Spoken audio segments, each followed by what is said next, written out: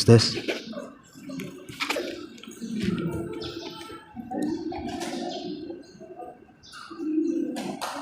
Tes tes.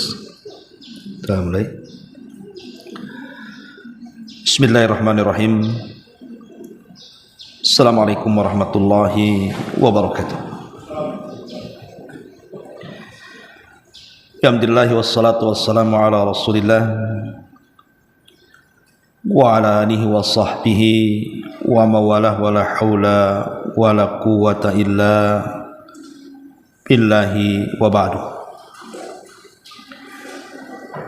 Alhamdulillah, segala puja dan puji hanya milik Allah subhanahu wa ta'ala. Salawat dan juga salam kita hadiahkan kepada Rasul kita Nabi besar Muhammad sallallahu alaihi wa ala alihi wasallam. Ma'asyiral muslimat yang dimuliakan Allah subhanahu wa ta'ala, alhamdulillah di pagi menjelang siang ini kembali kita bisa duduk untuk bermajlis ilmu di Masjid Nidaul Ilmi. Salawat dan juga salam kita hadiahkan kepada Rasul kita Nabi besar Muhammad sallallahu alaihi wa ala alihi wasallam. Pembahasan di pagi menjelang siang ini kita akan membahas tentang angin. Beberapa hari yang lalu kita mendengar di Jawa Barat, kalau tidak salah ya, di Bandung, ada angin tornado yang katanya konon itu pertama kali di negeri kita.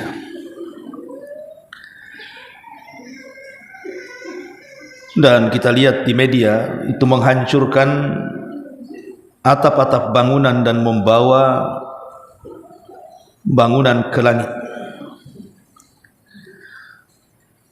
Sebenarnya tidak usah jauh-jauh ke Jawa Barat, di tempat kita saja di sini hampir setiap tahun kan ada angin puting beliung. Makanya kapling di sini disebut kapling beliung. Mungkin karena setiap tahun ada puting beliung. Dan tak jarang juga mengangkat atap rumah orang di sini kan. Dan baru beberapa hari kemarin pun bangunan yang kita bangun di sebelah itu juga sempat roboh juga kan, karena dihantam angin juga. Jadi karena kita hidup di kapling ini sering terjadi angin ribut semacam puting beliung, maka kita harus tahu adab-adab dengan angin. Angin ini sebenarnya nikmat ataukah adab? Inilah kita akan bahas, dan apa adab-adabnya kalau kita mendapatkan angin yang sekiranya nampak bisa merusak. Ma'asyiral muslimat yang dimuliakan Allah subhanahu wa ta'ala, di dalam Al-Quranul Karim Allah subhanahu wa ta'ala banyak menyebutkan tentang nikmatnya sebuah angin. Sebut saja dalam surah Al-Baqarah ayat 164. Allah subhanahu wa ta'ala berfirman, Inna fi khalqis samawati wal ard wa ikhtilafil laili wan nahar wal fulki allati tajri fil bahri bima yanfa'un nas wa ma anzalallahu minas sama mimma'in fa ahya bihil arda ba'da mautiha wa bassa fiha min kulli dabah wa tasrifir riyahi was sahabil musakhkhari bainas sama'i wal ard la ayatin liqaumi yaqilun. Sesungguhnya pada penciptaan langit dan bumi adanya pergantian malam dan juga siang, bahtera yang berlayar di lautan dengan muatan yang bermanfaat bagi manusia. Apa yang Allah turunkan dari langit berupa air, lalu dengan air itu dia menghidupkan bumi setelah kematiannya. dan dia menebarkan di dalamnya semua jenis hewan dan pengisaran angin. Di sini ada kalimat dan pengisaran angin, dan juga awan yang dikendalikan antara langit dan bumi. Itu semua sungguh merupakan tanda-tanda kebesaran Allah bagi kaum yang mau berfikir. Dari ayat ini kita tahu bahwa angin ini adalah salah satu tanda dari tanda-tanda kuasa Allah, salah satu tanda dari tanda-tanda keagungan Allah subhanahu wa ta'ala menciptakan angin untuk kita. Dan dengan angin banyak manfaat, sebagaimana Allah juga mengatakan dalam surah Al-Hijr ayat 22, wa arsalna riyaha lawaqih fa anzalna minas sama'i ma'an fa asqainakumuhu wa ma antum lahu bikhazin. Dan kami telah meniupkan angin untuk mengawinkan tumbuh-tumbuhan, dan kami turunkan hujan dari langit, lalu kami beri minum kamu dengan air itu, dan sekali-kali bukanlah kamu yang menyimpannya. Lihat di antara manfaat angin itu, dengan adanya angin Bu, maka terkawinkanlah satu tumbuhan dengan tumbuhan yang lainnya. Terkadang yang jantan di mana, yang betina di mana, tapi dengan ada angin akhirnya kemudian dihempaslah kemudian dan dikawinkan satu dengan yang lainnya. Dan itu salah satu nikmat yang Allah anugerahkan kepada kita. Belum lagi awan yang kemudian diarahkan ke tempat-tempat turunnya hujan, sebagaimana Allah mengatakan, wa min ayatihi an yursilar rih mubashshiratin wal yudhiqakum min rahmatihi walitajriyal fulka bi amrihi walitabtagu min fadlihi wa la'allakum tashkurun. Dalam surah Rum ayat 46 Allah mengatakan, dan di antara tanda-tanda kebesarannya adalah bahwa Dia mengirimkan angin sebagai pembawa berita gembira. Apa maksudnya pembawa berita gembira di sini? Maksudnya awan-awan yang sudah menyerap air dari bumi itu, yang kemudian akan dikembalikan ke bumi berupa hujan, maka anginlah yang membawa awan ke tempat-tempat kita. Akhirnya kita dihujani. Dan dengan hujan itulah akhirnya tumbuh-tumbuhan tumbuh, negeri-negeri yang gersang menjadi hijau, buah-buahan di mana-mana, sayur-mayur di mana-mana, dan begitu seterusnya. Dan itu adalah diantaranya manfaat angin. Ma'asyiral muslimat yang dimuliakan Allah subhanahu wa ta'ala, dan perlu diingat bahwa angin itu adalah tentara dari tentara Allah subhanahu wa ta'ala. Jadi angin itu dikendalikan oleh Allah subhanahu wa ta'ala. Allah bisa saja menjadikan angin itu nikmat bagi kita, bisa juga menjadikan angin itu azab bagi kita, karena dia tentara Allah subhanahu wa ta'ala. Suka-suka Allah memerintahkan tentaranya. Makanya kita lihat di beberapa ayat bagaimana angin itu bukan hanya sekedar menjadikan nikmat, tapi juga bisa menjadikan azab. Lihat bagaimana kehancuran kaum Ad, kaum yang diutus kepada mereka Nabi Allah Hud alaihi salam. Apa kata Allah? Wa fi adin id arsalna alaihimur rih al-aqib. Dan juga pada kisah Ad, ketika kami kirim kepada mereka angin yang membinasakan. Jadi ketika datang waktu sore, datang angin itu kemudian membinasakan kaum Ad. Makanya Nabi SAW mengatakan, nusirtu bis sabah wa uhlikatil adu bid dabur. Kami ditolong dengan angin pagi, sementara Ad dihancurkan dengan angin sore. Nabi dikirim angin dan menolongnya, tapi kaum Ad dikirim angin dan membinasakannya. Artinya di sini terkadang angin itu bisa menjadi nikmat dan bisa menjadi azab. Kita lihat di pagi hari, kenapa Nabi SAW menganjurkan kita untuk tidak tidur? Maksudnya selepas subuh sampai terbit matahari. Karena di waktu itu adalah waktu berkah, berhembus angin yang disebut dengan angin sobah. Angin sobah itu angin yang membawa berkah. Makanya para sahabiah, para wanita di zaman Nabi, tidak ternukilkan kepada kita mereka solat berjamaah di masjid kecuali subuh. Bukan berarti di waktu-waktu yang lain tidak boleh, tetapi yang ternukilkan riwayat-riwayat di zaman Nabi, para sahabiah itu kalau mereka solat berjamaah ke masjid itu di waktu subuh. Kenapa? Karena sekalian olahraga, Bu. Karena waktu subuh itu waktu yang sangat baik untuk kesehatan. Makanya kemudian para sahabiah itu mereka datang ke masjid berjalan kaki supaya sehat, karena di situ ada angin sobah. Karena angin itu bisa menjadi nikmat bagi kita, tapi jangan salah, angin juga bisa menjadi azab. Makanya Allah Subhanahu wa taala mengatakan, falamma ra'au aridum mustaqbila audiyatihim qalu hadza aridum mumtiruna bal huwa masta'jaltum bih rihun fiha adzabun alim. Maka tatkala mereka melihat azab itu berupa awan yang menuju ke lembah-lembah mereka, mereka berkata, inilah awan yang akan menurunkan hujan kepada mereka. Maka Allah mengatakan, bukan, bahkan itu azab yang kalian minta supaya datang dengan segera, yaitu angin yang mengandung azab yang pedih.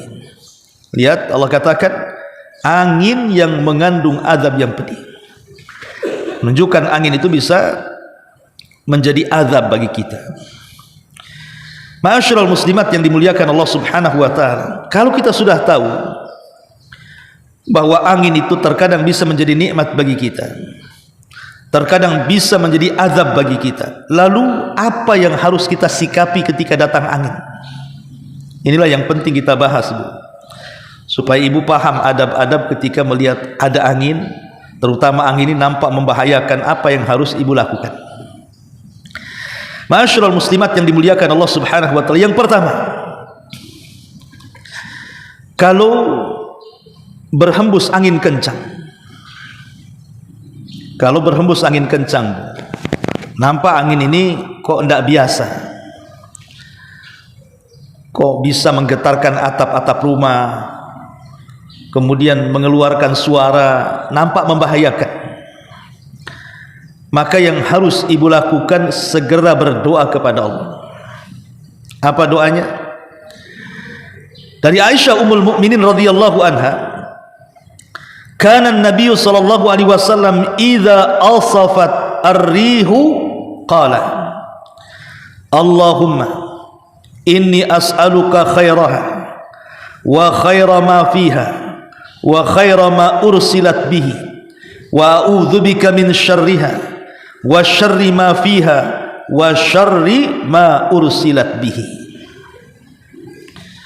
Dari Aisyah Ummul Mukminin radhiyallahu anha, apabila Nabi SAW melihat ada angin yang cukup membahayakan, kencang, maka Nabi SAW mengajarkan doa kepada kita. Apa doanya? Allahumma ya Allah, inni as'aluka khairaha, aku meminta kepadamu dari kebaikan angin ini, wa khaira ma fiha, dan kebaikan apa yang ada di dalam angin ini, wa khaira ma ursilat bihi, dan kebaikan apa yang berhembus dari angin ini, wa a'udzubika min syarriha, dan aku berlindung kepadamu dari keburukan angin ini, wa syarri ma fiha, dan keburukan apa yang di dalam angin ini, wa syarri ma ursilat bihi, dan keburukan apa yang dihembuskan angin ini. Jadi segera, Bu, takutnya nanti angin itu nerjang atap-atap rumah kita, merobohkan bangunan-bangunan yang kita tempati. Maka kalau sudah nampak ada angin yang tidak biasa, udah mulai menerbangkan tuh sampah-sampah, barang-barang, nampak membahayakan, segera ibu berdoa kepada Allah, ucapkan Allahumma inni as'aluka khairaha wa khaira ma fiha wa khaira ma ursilat bihi wa a'udzubika min syarriha wa syarri ma fiha wa syarri ma ursilat bihi. Kan gampang, Bu, ya. Ini yang pertama, segera berdoa. Yang kedua, tidak boleh mencela angin. La yajuz sabburri, tidak boleh mencela angin. Walaupun angin itu membahayakan, walaupun angin itu sampai merusak bangunan, walaupun angin itu mengangkat rumah kita, jangan mencela angin. Karena ada hadis dari Ubay ibn Ka'ab radhiyallahu an, Nabi SAW bersabda, la tasubburri, la tasubburri, jangan mencela angin, kata Rasul. Karena yang membolak-balikan angin itu Allah. Ketika kita mencela angin, berarti mencela yang membolak-balikannya, sama dengan mencela Allah Subhanahu wa ta'ala. Maka sekali lagi, jangan mencela angin, tapi katakan doa yang saya sebutkan pada poin pertama, Allahumma inni as'aluka khairaha wa khaira ma fiha wa khaira ma ursilat bihi wa a'udzubika min syarriha wa syarri ma fiha wa syarri ma ursilat bihi. Berlindung kepada Allah Subhanahu wa taala, bukan malah mencela angin. Ini yang kedua. Yang ketiga, disebutkan kana Nabi sallallahu alaihi wasallam idza lahatir rih fil ufuqi yu'raf dzalika fi wajhi. Jadi Nabi sallallahu alaihi wasallam apabila melihat ada angin di ufuk, maka sudah nampak di wajahnya. Jadi kalau ada angin di atas itu, Rasul kadang lihat ke atas, apakah mau hujan atau tidak, apakah membahayakan atau tidak, itu sudah dirasakan oleh Nabi. Maka kalau seandainya kemudian angin itu membawa awan, dan awan itu akhirnya menurunkan hujan, maka disebutkan oleh Aisyah Ummul Mukminin radhiyallahu anha, karena Rasulullah sallallahu alaihi wasallam idza kana yaumur rih wal ghaib, apabila datang musim angin dan juga awan, urifa fi wajhihi, diketahui dari wajahnya, wa aqbala wa adbar, terkadang Rasul ke depan ke belakang, fa idza matarat surrabi, kalau tiba-tiba turun hujan Rasul langsung sumringah bahagia, wa dhahaba anhu dzalik, dan Nabi sallallahu alaihi wasallam pun hilang perasaan-perasaan kekhawatirannya. Qalat Aisyah, maka Aisyah radhiyallahu anha berkata, fasaltuhu, aku pun bertanya kepada Nabi. Qala, maka Rasul mengatakan, inni khasyitu an yakuna adzaban sullitu ala ummati, aku takut kalau seandainya angin itu justru akan menjadi azab bagi umat. Lihat, jadi Nabi sallallahu alaihi wasallam kalau ada angin itu langsung dilihat, Bu, ini angin ini membahayakan atau tidak, menurunkan hujan atau tidak, timbul perasaan takut. Maka seharusnya kita juga sama, Bu. Ini adab yang ketiga ya. Kalau ada angin ribut, nampak angin membahayakan nih, wah ini kok sampah-sampah bisa berterbangan nih, kena puting beliung nih, maka tanamkan perasaan takut kepada Allah. Jangan-jangan angin itu diutus oleh Allah Subhanahu wa taala untuk menakut-nakuti kita. Karena Allah Subhanahu wa taala berfirman di dalam Al-Qur'anul Karim, terkadang Allah Subhanahu wa taala mengutus ayat-ayat tanda-tanda itu, wa ma ursilat bil ayati illa takhwifa. Terkadang Allah Subhanahu wa taala mengutus ayat-ayatnya, tanda-tanda kebesaran Allah itu dalam rangka menakut-nakuti kita. Jadi tanamkan perasaan takut seperti takutnya Nabi sallallahu alaihi wasallam ketika melihat angin kemudian awan yang hitam. Apabila turun hujan Rasul senang, berarti tidak ada apa-apa, hilang rasa khawatirnya. Makanya Ummul Mukminin Aisyah bertanya, ada apa wahai Rasul, kenapa kau sibuk ke depan ke belakang melihat terus gitu ya? Maka Rasul mengatakan, aku takut bahwa angin ini akan menjadi azab bagi umatku, katanya. Ini yang ketiga, tanamkan perasaan takut kalau sudah nampak angin ini membahayakan, dan segera berdoa dengan doa di poin pertama tadi. Yang keempat, secara hukum fikih, kalau ada angin kencang yang membahayakan, maka boleh bagi laki-laki untuk tidak sholat ke masjid. Bagi laki-laki ya, kalau perempuan kan memang lebih baik sholat di rumah, tapi ke masjid boleh. Tapi kalau bagi laki-laki kan lebih baik sholat ke masjid. Jadi tidak wajib bagi laki-laki ke masjid kalau ada angin yang nampak membahayakan, karena Allah Subhanahu wa taala berfirman, fattaqullaha mastata'tum, bertakwalah semampu kalian. Kemudian yang kelima, dan bagi seorang muadzin yang ditugaskan azan di masjid, maka dia harus mengganti yang tadinya hayya 'alas shalah, hayya 'alas shalah, hayya 'alal falah itu dengan kalimat sallu fi buyutikum, salatlah di rumah-rumah kalian, atau sallu fi rihalikum, salatlah di tempat-tempat kalian.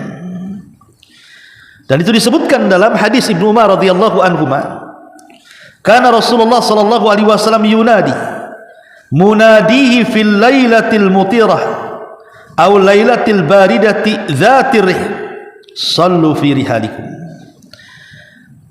Nabi sallallahu alaihi wasallam menyeru penyerunya di malam yang terjadi hujan kencang ataupun di malam yang terjadi rasa dingin yang dihembuskan angin yang sangat kencang. Maka Rasul katakan kepada penyeru, serulah manusia dengan sebutan sallu fi rihalikum, salatlah di rumah kalian. Dan kalau seandainya manusia itu berada di masjid, ini yang keenam, jadi orang-orang ini ada masjid nih, bapak-bapak di masjid, tiba-tiba ada angin kencang, umpamanya salat duhur gitu ya, tiba-tiba ada angin kencang gitu ya, disertai hujan deras, maka disunahkan untuk menjama salat, disunahkan untuk menjama salat. Kemudian yang nomor 7, tidak boleh kencing sembarangan ketika terjadi angin. Ini biasanya bapak-bapak ya, yang kencingnya asal-asalan tuh, asal berdiri di samping pohon kadang-kadang kan. Kalau ibu-ibu kan malu, kalau bapak-bapak mana malu kan, kadang-kadang berdiri saja dia di mana saja kan. Kalau ada angin kencang bu, bilang sama bapak-bapak jangan asal kencing aja, nanti ke bawah angin tuh kencingnya tuh, nanti ke sana kemari kecipratan nanti kan, entah kena badannya entah apa kan. Karena ada hadis yang ada perkataan para ulama seperti yang dikatakan Imam Ibnu Qudamah rahimahullahu taala, wa yukrahu an yastaqbilar rih, dimakruhkan kencing menghadap angin, li'alla tarudda alaihi rasyasal bauli fayunajjisahu, karena dikhawatirkan air kencing itu berbalik ke badannya kemudian akan membuat najis badannya. Jadi lihat kalau mau kencing itu maksudnya arah anginnya kemana gitu ya, jangan arah angin ke badan kita, kita menghadap angin itu ya mandilah nanti dengan kencing dia ya. Makanya tidak boleh, ini makruh hukumnya kencing menghadap ke arah angin itu. Jadi ini juga diantara adab yang disebutkan oleh para ulama. Kemudian juga disunahkan, ada yang mengatakan tustahabus salatu inda husuli ayati min ayatillah, disunahkan melakukan salat kalau terjadi tanda dari tanda-tanda kuasa Allah seperti kusuf. Kusuf itu gerhana ataupun gempa, termasuk angin yang terus-terusan, angin yang menakutkan. Maka disebutkan dari Ibnu Abbas radhiyallahu anhuma bahwa dia salat bu, Ibnu Abbas ini kalau ada gempa, dan itu pernah terjadi di Basrah gempa, maka dia salat seperti salat gerhana. Dari sini kata Imam Ibnu Utsaimin rahimahullahu taala ketika menyebutkan beberapa pendapat, kemudian beliau menyebutkan pendapat yang ketiga, apa kata Syekh Utsaimin, yusalli likulli ayatin tahwi, disunahkan salat kalau melihat ada tanda-tanda yang mengkhawatirkan, yang menakutkan. Dan ini adalah pilihan yang dipilih oleh Syekhul Islam Ibnu Taimiyah rahimahullahu taala.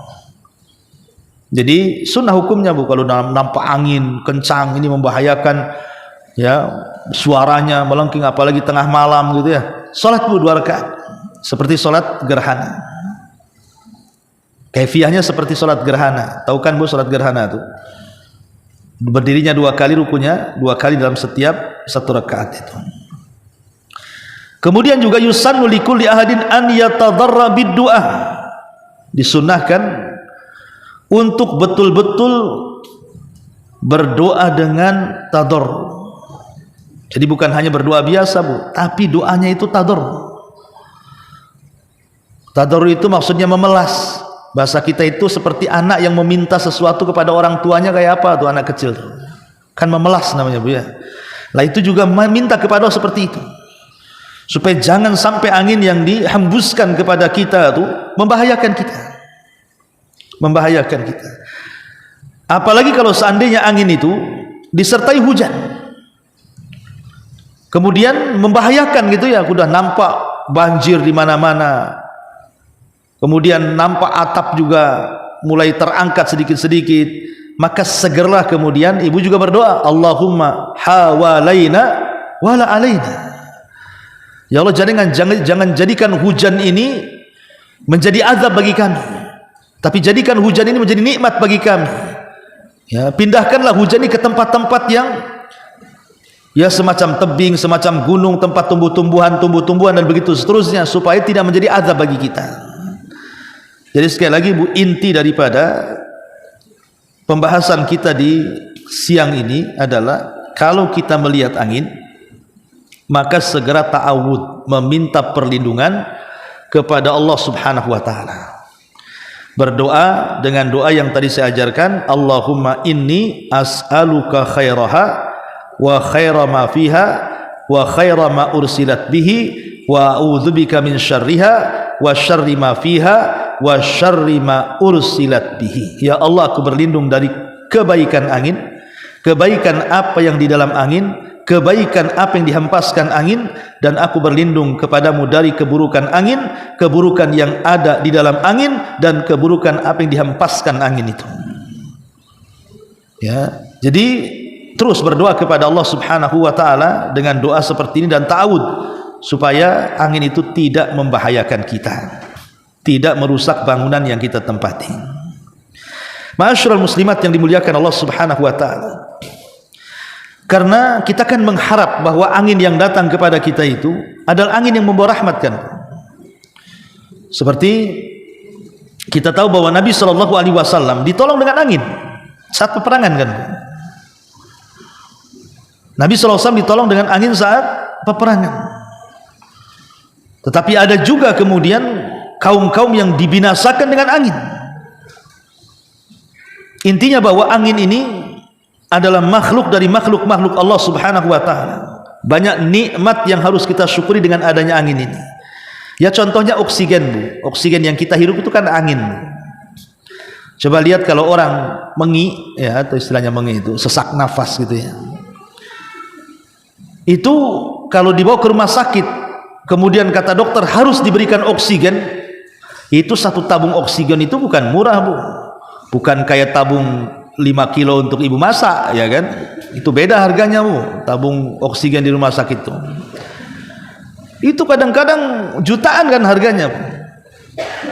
Lah kita ini hidup sehat, menghirup angin dari sana sini kan nikmat Bu. Makanya nikmat angin ini harus disyukuri. Nikmat angin ini harus disyukuri supaya tidak menjadi dampak sebuah azab. La in syakartum la azidannakum wala in kafartum inna adzabi lasyadid. Kalau kalian bersyukur kami tambah nikmat, kalau kalian kufur bisa saja kemudian nikmat itu menjadi azab. Maka banyak bersyukur ya dengan adanya nikmat angin. Tengok sekarang ada angin juga masuk, alhamdulillah. Ibu di bawah angin kan, kipas angin, alhamdulillah. Coba kita matikan kipas ini. Apa ibu enggak sauna di masjid ini Bu? Apa enggak keluar keringatnya semua kan Bu? Dengan ada kipas akhirnya ada angin, agaklah selesai ibu duduk di sini. Ya mungkin nggak sanggup ibu ngaji sejam tuh kalau nggak ada kipas kan Bu. Paling 5 menit satu udah keluar tuh. Ngapain? Panas Ustaz di sana kan. Kan nikmat Bu. Akhirnya ngaji pun bisa tenang, sholat bisa tenang, dan itu nikmat yang luar biasa yang Allah Subhanahu wa taala berikan kepada kita dari angin ini. Ma'asyiral muslimat yang dimuliakan Allah Subhanahu wa taala. Belum lagi kalau kita melihat secara umum. Ya. Angin ini kan membawa biji-bijian entah dari mana-mana. Kadang-kadang kemudian kita punya kebun, punya ladang, nggak pernah kita ini nanam-nanam tanaman itu, tiba-tiba tumbuh pula di ladang kita. Siapa yang meletakkan bijinya tuh di situ? Itu yang membawa angin Bu. Saya itu ada tanah di belakang rumah Bu. Saya tidak pernah nanam apa itu kenikir itu apa tuh? Ya, apa untuk lalapan tuh? Nggak pernah. Tapi kok banyak itu? Padahal di pagar. Tidak mungkin juga orang naruh di situ, cemana dia masuk di situ? Dari angin, boleh jadi mungkin tumbuh-tumbuhan itu ada di mana gitu kan, sudah kering kehempas angin, masuk pula ke kebun. Kan kita tidak tahu. Itu nikmat dari Allah Subhanahu wa taala kan. Makanya kenapa Nabi Allah Sulaiman alaihi salam ketika dia sedang terlena dengan kuda-kudanya. Nabi Sulaiman itu kan suka kuda. Suka sekali kan, orang itu kan ada yang apa namanya, kegemarannya, hobinya itu kan macam-macam, Bu. Kalau Nabi Sulaiman itu hobinya kuda. Ya, seperti di zaman sekarang kan macam-macam, ada orang hobi kucing, merawat kucing gitu ya. Ada hobi merawat ayam, ayam dirawatin, ayamnya udah mandi, yang punyanya belum mandi kadang-kadang. Ada orang suka dengan burung, kan hobi lah. Nabi Sulaiman tuh hobinya dengan kuda gitu. Dan biasanya hobi suka melalaikan. Hobi itu rata-rata melalaikan. Jadi satu hari Nabi Sulaiman tuh saking asiknya memandangi kuda, membelai kuda perang dia yang banyak koleksinya itu, lupa dia sholat sampai terbenam matahari. Maka dia marah sama kuda-kudanya, seolah-olah kalau bahasa saya, gara-gara kamu aku meninggalkan sholat gitu. Akhirnya besoknya disembeli semua kudanya. Itu kuda mahal-mahal, sembeli semua. Dan dia tidak mau lagi melihat kudanya. Tetapi dengan sebab itu Nabi Sulaiman pun diganti oleh Allah dengan ditundukkannya angin. Ditundukkan angin kepada Sulaiman. Jadi Sulaiman kalau kemana-mana naik awan aja, nanti angin itu menghempaskan dia, terserah dia mau pergi kemana. Lebih cepat mana, naik kuda atau naik angin? Ya jelas naik angin lah, Bu. Dari sini ada kaedah, man taraka syai'an lillahi awadallahu khairan minhu. Siapa yang meninggalkan sesuatu karena Allah, pasti Allah akan ganti sesuatu itu dengan yang lebih baik lagi. Sulaiman meninggalkan kuda-kudanya, Allah ganti yang lebih baik lagi, Allah tundukkan angin kepadanya kan. Jadi kalau kita ini meninggalkan sesuatu karena Allah dari sebuah kemaksiatan, insya Allah Allah ganti. Gak perlu khawatir. Ya, karena ini kaidah Quran. Tapi syahidnya di sini bagaimana Nabi Sulaiman ditundukkan angin kepada Sulaiman berupa nikmat yang mengangkat Sulaiman menjadi kendaraan ke sana kemari. Dan kita lihat kan perahu-perahu di lautan itu, Bu. Perahu-perahu di lautan yang menghempaskan mereka ke barat, ke timur, ke selatan, ke utara, itu kan angin. Kalau zaman dulu kan perahu-perahu itu masih pakai layar. Ya tidak mungkin mereka nancapkan layar kalau tidak ada tujuannya kan. Tujuannya kan mereka sudah mendapatkan angin yang mendorong mereka ke arah yang mereka inginkan. Dan itu nikmat. Akhirnya kapal bisa mengangkat barang. Dengan kapal itu kita bisa mencari ikan. Dengan kapal itu kita bisa berjalan ke sana kemari. Dan itu semua karena angin yang Allah Subhanahu wa taala hempaskan ke sana kemari sehingga menjadi nikmat bagi kita. Maka bersyukurlah kepada Allah akan nikmat angin ini. Dan kalau seandainya Allah takdirkan ada angin yang kemudian nampaknya membahayakan, maka ingatlah adab-adab yang tadi saya sebutkan, terutama berdoalah kepada Allah Subhanahu wa taala dengan doa yang sudah saya sebutkan tadi. Wallahu a'lam bishawab. Ini yang bisa saya sampaikan. Silahkan Bu kalau ada yang mau bertanya.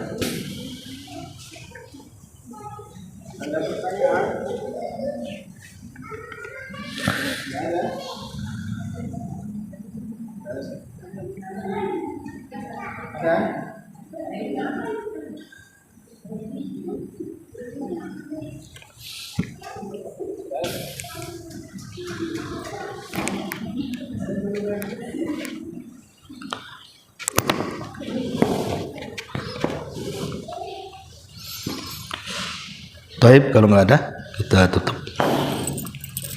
Subhanakallah bihamdika asyhadu an la ilaha illa anta astaghfiruka wa atubu ilaik. Allahu ta'ala alam. Assalamualaikum warahmatullahi wabarakatuh.